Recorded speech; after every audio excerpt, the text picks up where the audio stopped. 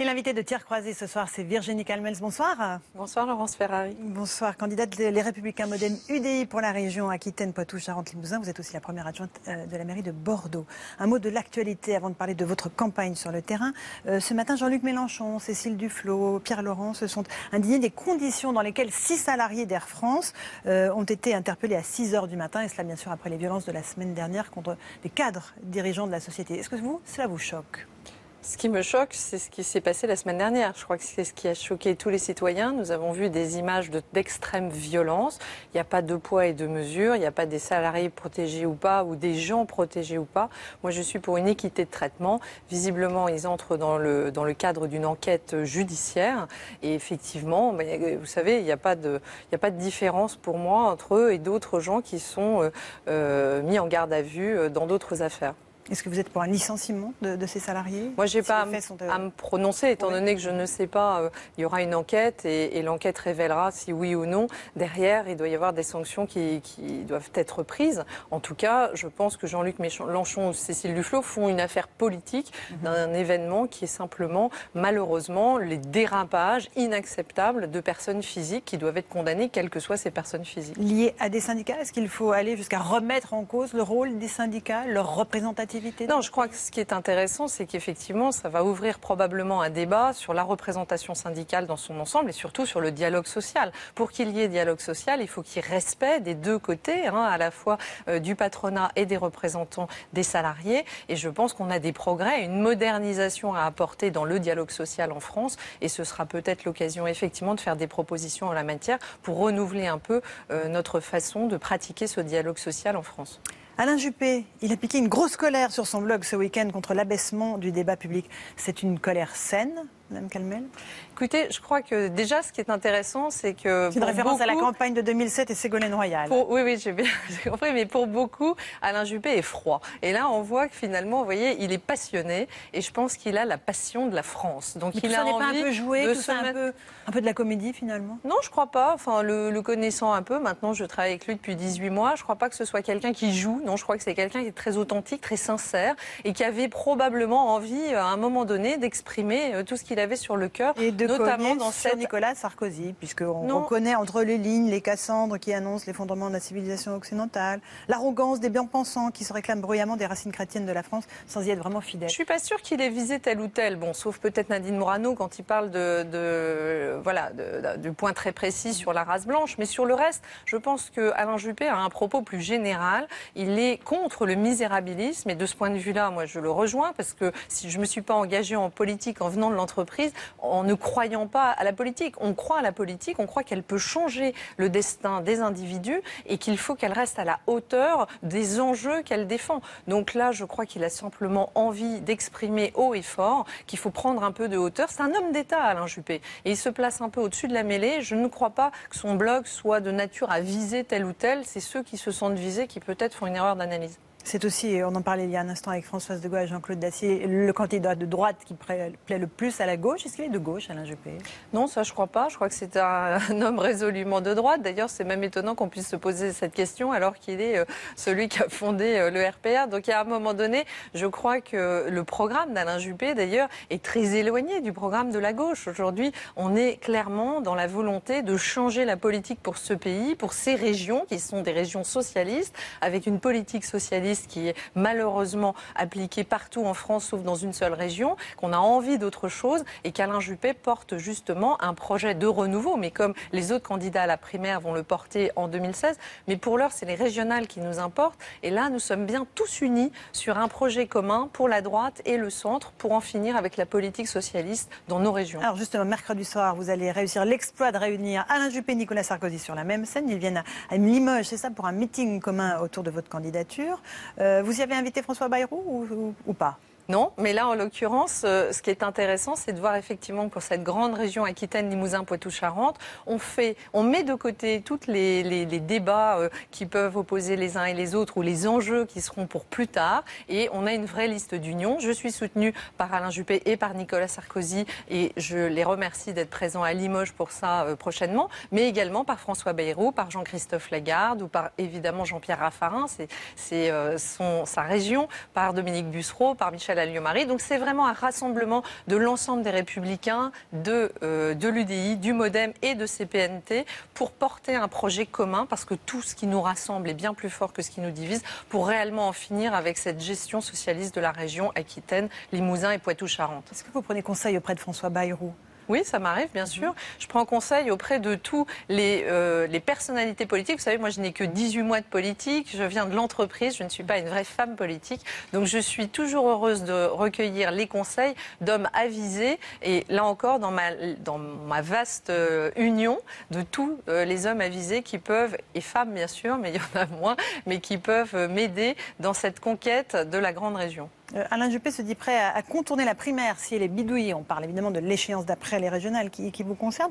Est-ce que vous l'encouragerez, le soutiendrez s'il décidait de se présenter ? Moi, je ne crois pas à ce cas de figure-là. Je crois qu'il y a une vraie volonté de respecter les règles du jeu. Il me semble que ce soit Nicolas Sarkozy, Alain Juppé, François Fillon, Bruno Le Maire et tous les autres potentiels candidats, je pense qu'ils ont un intérêt commun à ce que cette primaire se passe bien. En tout cas, moi, j'y aspire en tant que citoyenne et je crois que c'est vraiment l'honneur de la droite que d'organiser ces primaires de façon tout à fait respectable et dans les règles du jeu. Comment est-ce que vous expliquez que Marine Le Pen, qui est créditée de plus de 30% des intentions de vote, préfère affronter Alain Juppé que Nicolas Sarkozy ? Écoutez, moi, je n'ai pas envie de rentrer dans le débat de Marine Le Pen et de ses préférences. Ce qui est certain, c'est il me semble que nous, ce que nous devons faire, c'est justement essayer de parler à tous ceux qui se sentent les laissés pour compte de la politique socialiste actuelle et qui se tournent du coup vers le Front National parce qu'ils en ont ras-le-bol. Et moi, je crois, et c'est ce que j'ai envie de porter, qu'on peut porter un autre projet avec d'autres personnes qui font de la politique un peu tournée vers le 21e siècle, une politique plus moderne.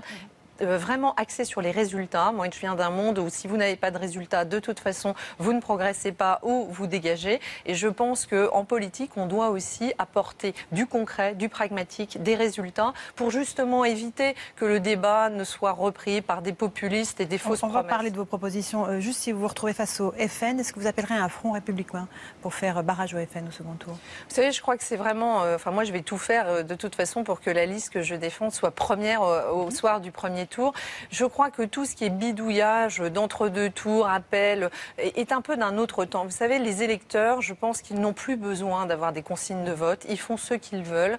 Il y a un moment donné où je crois qu'on doit être dans la cohérence et la cohérence d'un projet. Quand je vois mon opposant socialiste qui va devoir faire un grand écart entre le premier et le deuxième tour pour essayer de rallier le front de gauche et essayer de rallier les Verts sur un projet qui n'aura strictement rien à voir avec le sien, moi je suis fière qu'on ait pu faire l'union et qu'on porte un projet cohérent. Et c'est ce projet-là qu'on va... Alors, quelle idée forte, sur quelle idée forte vous allez vous appuyer pour faire cette campagne ? Vous savez, je suis encore une fois une femme d'entreprise, tout récemment engagée en politique. Moi, ce que j'ai envie d'apporter, c'est vraiment des choses très concrètes, très pragmatiques. Sur l'emploi, par exemple ? L'emploi est un sujet majeur. Malheureusement, l'Aquitaine a le triste record de France de la plus forte croissance du chômage des jeunes, plus 5,4%. On est les plus mauvais de la classe. Qu'est-ce qu'on fait là-dessus, l'apprentissage, un sujet majeur. L'idéologie socialiste a malheureusement brisé le travail manuel, l'apprentissage, en prétendant qu'il fallait que tout le monde ait le bac et que tout le monde derrière fasse des études universitaires. Et malheureusement, la sélection, elle se fait plus tard et tous ces gens-là vont au chômage. Donc moi, j'ai envie qu'on remette l'apprentissage au cœur de notre politique régionale et notamment qu'on redonne des crédits et qu'on redonne des avantages aux entreprises qui acceptent des apprentis. Ça, c'est un sujet majeur. Mais le pilier de l'économie, vous savez, dans nos vastes territoires, 12 départements, cette région à la taille de l'Autriche, 84 000 km², c'est vraiment de ne pas de travailler sur l'aménagement du territoire et de ne pas avoir des territoires isolés. Donc moi, je crois qu'on a une chance historique qui s'appelle le numérique. Le numérique, c'est à la fois un outil de développement économique, mais surtout un outil de désenclavement des territoires. Donc je ne peux pas me satisfaire de ce qu'on nous promet, que les socialistes nous promettent. 50% de la population couverte en 2022, ça veut dire essentiellement la population urbaine. Il faut que le numérique aille partout. Les routes aussi, c'est essentiel. Le zéro d'investissement par la région Aquitaine dans les routes. C'est une idéologie, ce n'est pas ma volonté. Moi, j'ai envie qu'on investisse massivement dans les infrastructures routières également. L'accessibilité à la santé, à l'éducation, c'est ce qui redonnera de la vie à nos campagnes. Et vous savez, pour la première région agricole d'Europe demain, c'est essentiel que nos territoires vivent et survivent et qu'on les aide à ça. Alors, vous faites campagne au niveau national, chez nous, mais vous allez faire aussi campagne au niveau local. Vous allez vous réconcilier avec nos confrères de Sud-Ouest qui, selon selon vous, ne vous traiterait pas comme les autres candidats, ce qu'ils réfutent évidemment. Ils sont une rédaction de plus de 271 journalistes. Ce n'est pas parce qu'il y a eu une aide à l'entreprise de 900 000 euros que toute la rédaction est lobotomisée, Madame Calmel. Non, mais vous savez, les électeurs jugeront. Le président du conseil régional actuel alloue 900 000 euros au journal Sud-Ouest à 3 mois d'une élection majeure. Bon, voilà, les gens jugeront. Et donc, en attendant, ça peut enlever toute déontologie non, aux journalistes, je crois que à la rédaction de vous savez, je sais ce que c'est que le monde des médias et je sais combien c'est difficile et l'indépendance des journalistes. Moi, j'y suis très attachée et je sais combien les journalistes aussi y sont attachés. C'est pas ça, simplement. Donc, faites confiance aux confrères. Je fais confiance, sauf qu'à un certain moment, nous sommes obligés quand même de prendre acte que quand moi j'annonce mes 12 têtes de liste régionales, j'ai un quart de page et je n'ai même pas la photo de mes 12 candidats dans Sud-Ouest, ce qui est une faute, quand de l'autre côté, mon opposant socialiste a la une et une double page. Comme c'est à répétition, vous savez, il n'y a pas d'animosité. Chacun fait son métier. J'ai juste la liberté de dire que dans ces conditions, je ne vais pas participer à un débat organisé par Sud-Ouest. Je préfère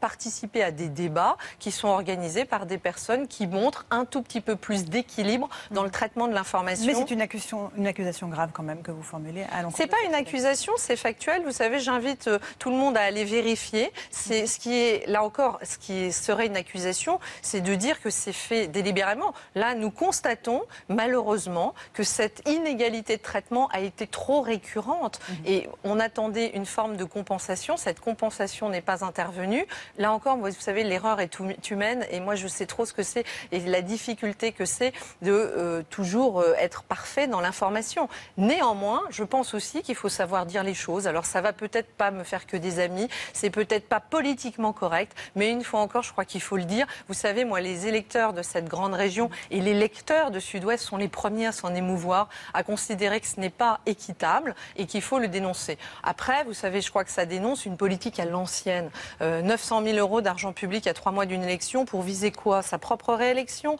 Évidemment, le soutien aux entreprises est quelque chose de sain, mais pour autant, une entreprise de médias n'est pas une entreprise comme les autres. Et si c'est juridiquement acceptable, ça pose des questions déontologiques. Chacun y répondra. Moi, je ne suis pas censeur. Je dis juste que j'ai ma liberté de dire que la différence est trop flagrante. Je n'ai pas envie de participer à ce débat qui va se tenir vendredi, sans moi, enfin, du coup, qui sera annulé. Je vous engage à en discuter effectivement avec nos confrères de Sud-Ouest qui auront à cœur de vous démontrer leur indépendance et leur avec rigueur. Plaisir. Merci beaucoup d'être venu ce soir sur iTélé.